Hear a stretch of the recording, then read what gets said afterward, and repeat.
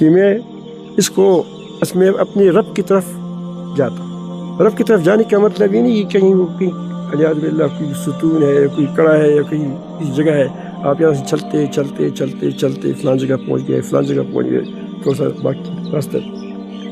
سمجھ آئی بات؟ اللہ تعالیٰ کی اپنانے کے لیے، اللہ تعالیٰ کے ساتھ تعلق جوڑنے کے لیے، اللہ تعالیٰ کا قرب حاصل کرنے کے لیے دل، قلبی قرب، اس کو حاصل کرنے کے لیے ان چیزوں کو چھوڑتا جائے اور دل چلتا جائے، تو آپ کو انشاءاللہ شرکی افعال، شرکی چیزوں سے بدبو آ جائے گی، لیانی کاموں سے تم کو نفرت ہو جائے گی. قد افلح المؤمنون الذین هم فی صلاتهم خاشعون والذین عن اللغو معرضون.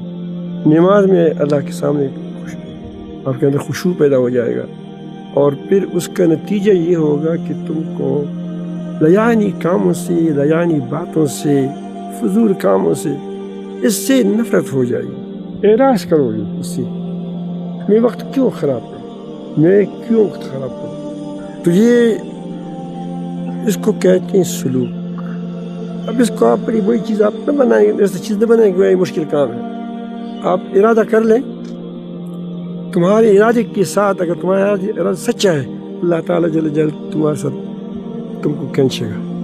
لیکن ارادہ غلط ہے تو کیسے کھینچے گا تم؟ ارادہ بس کر لے آج کے، بس میں نے رب کے ساتھ جڑنا ہے بس.